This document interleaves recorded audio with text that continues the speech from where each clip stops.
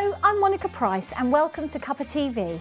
On today's show, I'm joined by a lady who takes to the seas on cruise ships around the world as a historian and lecturer and is proven to be very popular at it. We welcome Rose Cook. Also joining me is talented singer-songwriter James Cottriall, winner of The Voice in Austria.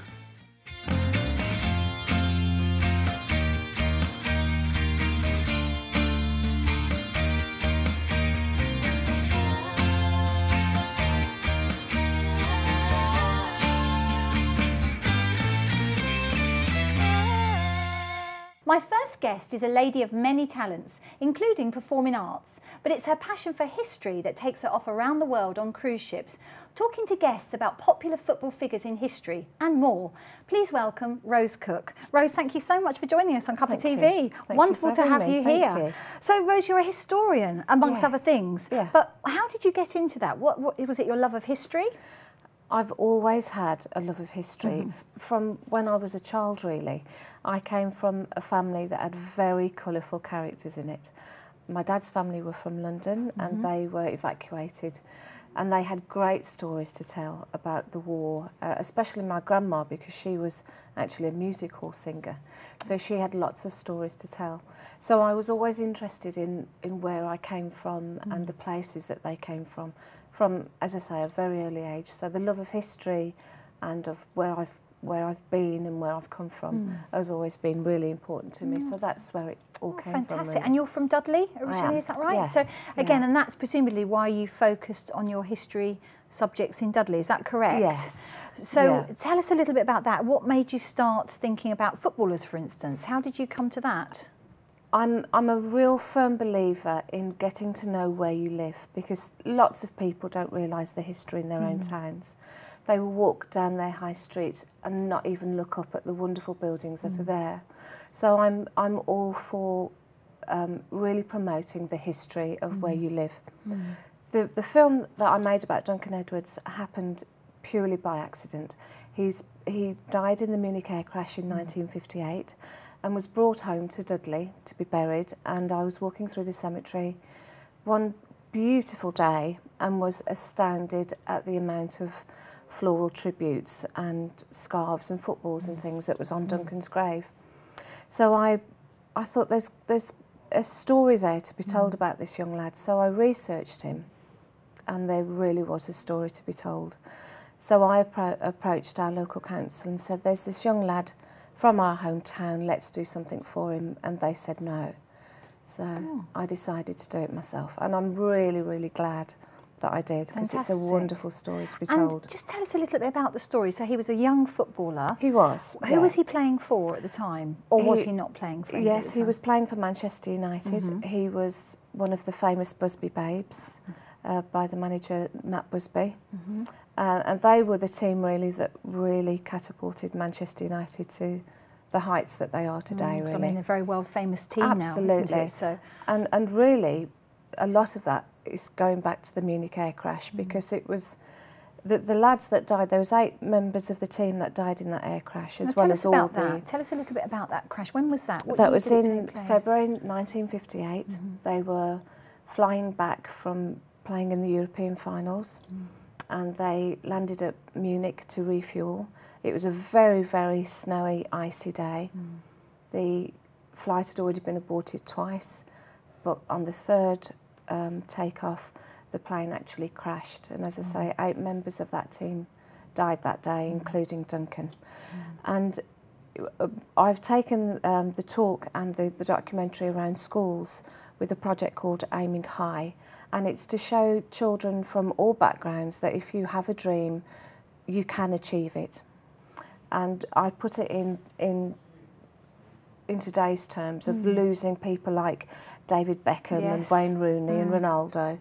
If you could imagine all the famous footballers of today losing their lives in one air crash, it really makes the children of today sort of sit up and listen. It's a tragedy. Absolutely. Absolute tragedy, absolutely, yeah. And how did you get then to think, oh, I'm going to write a film about it? Was it just going into the graveyard and seeing all the flowers? Was that it? Did you think, I'm going to decide I've got to do something then? Yeah, I knew Duncan Edwards' name. I think everybody from Dudley knows the name, but not necessarily the story. But once I'd done the research about him, I knew that there was a story there to be told, and I didn't want to give up on that. So I took a year off work and I joined all the business groups that you could possibly imagine, the Chamber of Commerce and Federation of Small Businesses. And in a year, I raised £60,000. Gosh, that's incredible. And went to an independent company, got my great friend Nick Owen from the BBC to do the narration, got Sarah Edwards, obviously his mum, for her permission, and it took off from there, really. And was he an only son? He was. They did have a little girl, but she died at 3 months old in what would have been now a cot death. Yes. But yes. So it must be a terrible tragedy for the family. Awful. To die in such tragic circumstances as well. Yeah, and that's one of the reasons that I'm so proud that I did it, because England always wanted to claim Duncan as their up-and-coming future captain, you know, and Manchester United wanted to claim him as theirs, but of course he was her son. So how did you get to go on cruise ships? How did this?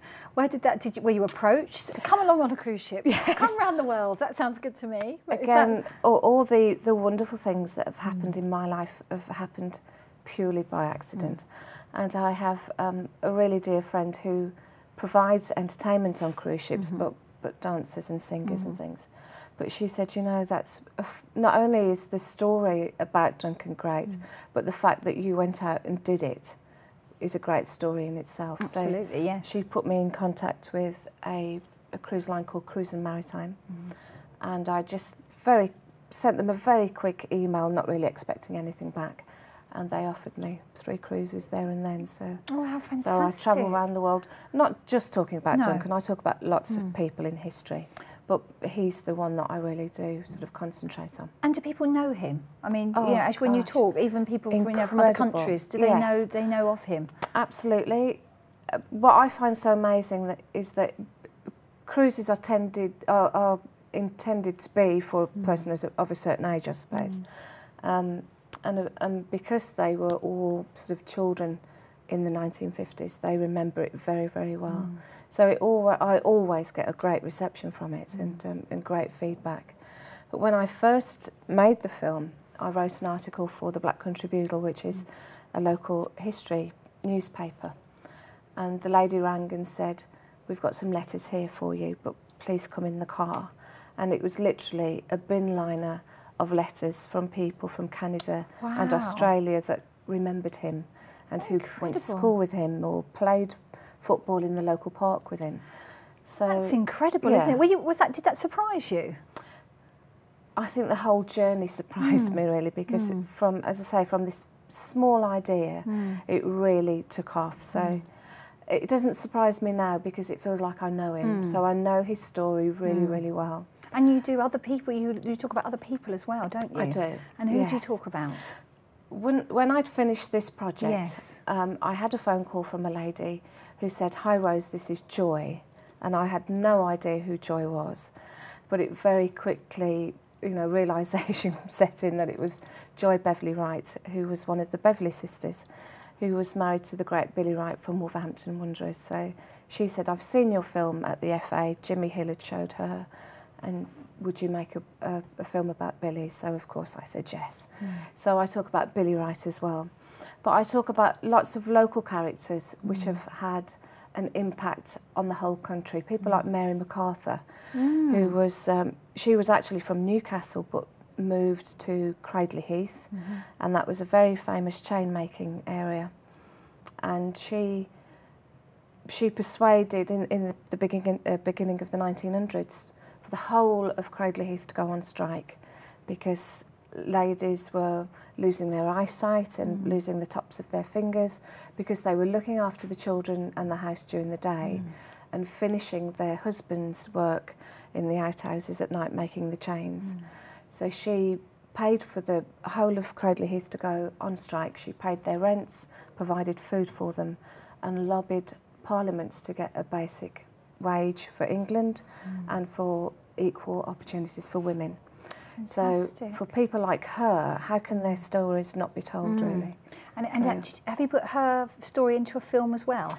That is just a lecture. Yes. Oh, fantastic. And again, do people respond to that? Really, really well, yeah. because not only is she a strong woman that lobbied Parliament and won, but it's just a great story, isn't it? You know, it is, yes, absolutely. To be able to achieve that is still, you know, having an influence on our lives today.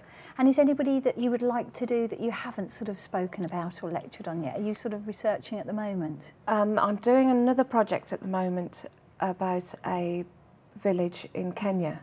I'm making a documentary about how their lives have changed since a charity has gone along and helped them. Oh, wonderful. My passion would be to do all of the Busby Babes, to do their life stories, to launch them in their hometowns, and then to do a box set about the Busby Babes, their stories. Their story has been told hundreds of times in various ways. Fantastic. But to do individual stories, I think, would be fabulous. Well, listen, hold it there. Don't go anywhere. Right, we're going to take a quick break now, so come back and see us in a minute. Welcome back to Cuppa TV. I'm still here talking to historian Rose Cook. And Rose, before the break, we were talking about you'd like to do all of the life stories of all the Busby Babes. So again, tell me more about that. I think each of them have such a wonderful story to tell, because they were from an era of football where they played for the glory of wearing the shirt, not for the cricket scores that they're paid today. That's interesting, isn't it? Because again, I think that a lot of people would relate to that. Because there's a lot of money in football now.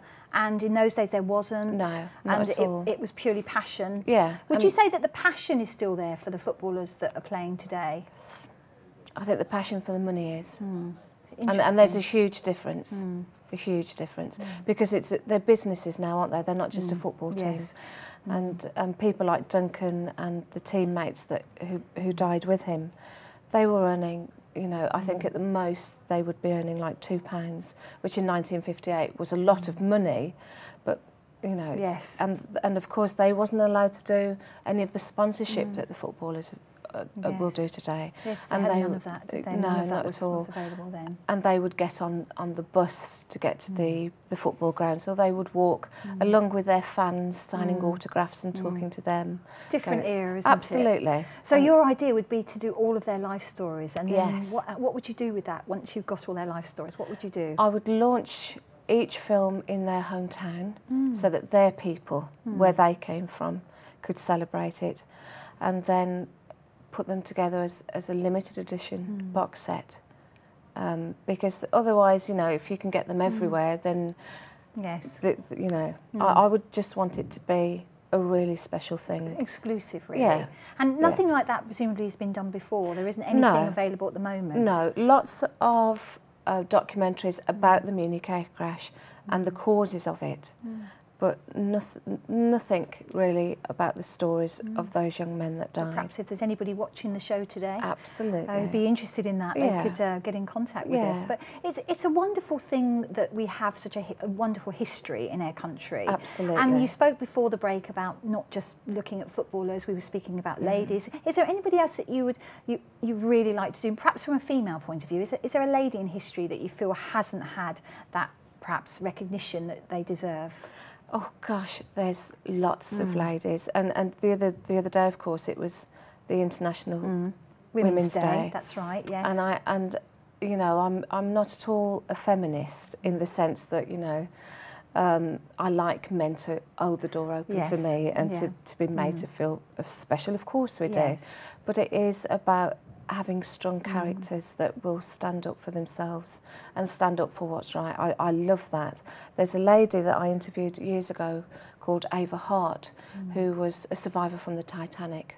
Oh, fascinating. And that is a real story to tell. So, well, that's a fascinating. We had Simon Price, CEO of Arthur Price, on the show, and their silverware is at the bottom of the ocean. You know, so you know, it's incredible. Again, it's history that we talk about and know about, but there's always more. There always seems history. It always seems to be a bit more to find out. Would you agree with that? Yes, and we live in a very modern world, don't we? Where we rely on emails and the computers and social media, but there is a real need, I think, still for nostalgia. and to know where we came from. And there's a lot of history in the West Midlands, isn't Absolutely. there? Enormous amount of Absolutely. history. Is there anything, now back to Duncan, because there's a statue, isn't there? There's a statue, and there's a road, is that right? There's a street named after him. There is. There's the new bypass is the Duncan Edwards bypass now that you know, sort of is on the outer ring road of the town. And do you think that's important, that people are recognised? Yes, I do, because it's so easily forgotten, isn't it? And people like Duncan and Mary MacArthur, they shouldn't be forgotten because they have made a difference. And they were somebody's children, weren't they? They were somebody's son, somebody's cousin, you know. So it's important to remember them. And what would you say to perhaps budding historians who are looking to do what you do, Rose? And you know, you go into schools, which is, you said you really enjoy that work. Yeah. What would you say? Any recommendations for them? What would you say to them? To never stop looking for a story because they're all around you. To really take an interest in people.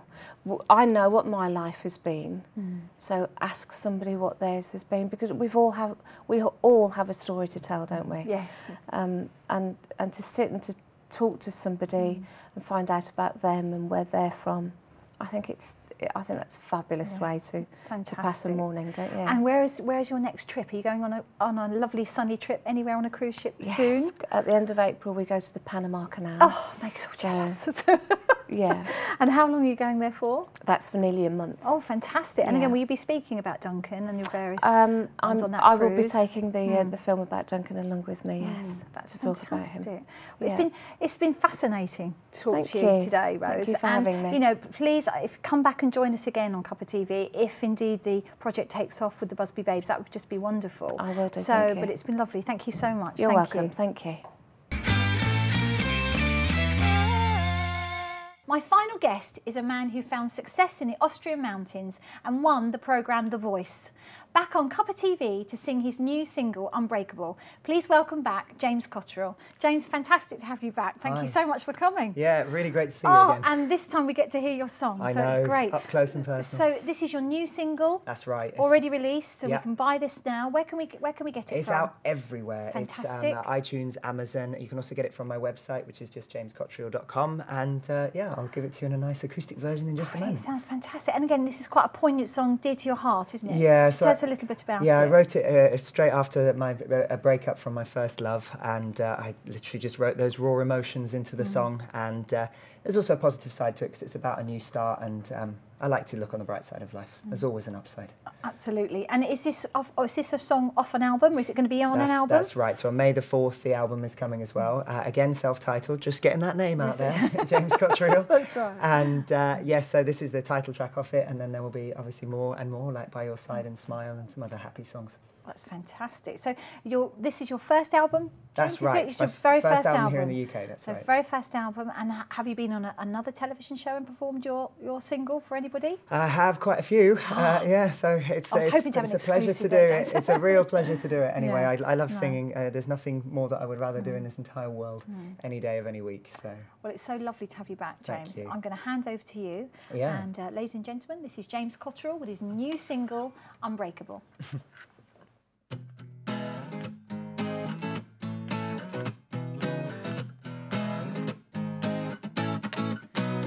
I'm fed up of your lying behind my back, fed up by the secrets I can't keep track, oh baby. Well, I'm just fed up of you. You used to be my everything, my every thought and word, then there were the secrets and everybody heard, and baby, well, I don't know what to do. I thought we were unbreakable, I thought that we were more. I thought we were unbreakable and worth fighting for. Well, I'm fed up of you moaning about the things I lack, and I'm fed up by you bitching, baby. Just get off my back and oh, baby, well, I'm just fed up of you. So what are we gonna do about the problems that we have? I suppose that we should separate, cause then we'd have a chance, and baby, well, I don't know what to do. I thought we were unbreakable, I thought that we were more. thought we were unbreakable and worth fighting for.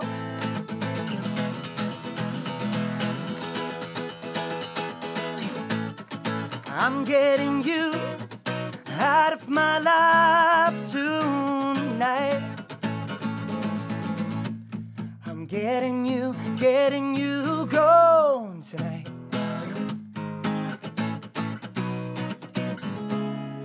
I thought we were unbreakable. I thought that we were more. I thought we were unbreakable and worth fighting for. I thought we were unbreakable. I thought that we were more. I thought we were unbreakable and worth fighting for, worth fighting for, and worth fighting for. I thought we were unbreakable and worth fighting for. James, that was just great. Thank you. We had an audience, I'd applaud you. Thank you, that was so good. Thank you so much for Thank coming you. on and share us. And please come back again. Yeah, it would be Join my us. absolute pleasure. Let us know how you're getting on. Thanks. And wish you all the best for the future. Thank you.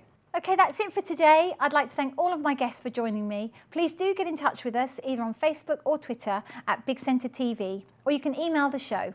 Come back and join us soon.